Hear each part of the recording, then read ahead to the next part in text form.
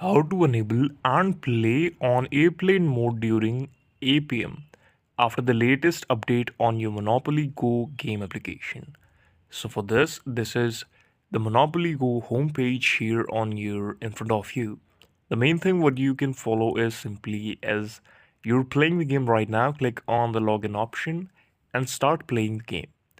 The main thing you have to do is whenever you're playing the game, please you should have to pause it and then turn on your flight mode from this menu. Like, let me just click on flight mode, you can turn it on, and after that you simply have to wait for about 3 or 4 seconds because the page should be refreshed after you turn on the airplane mode.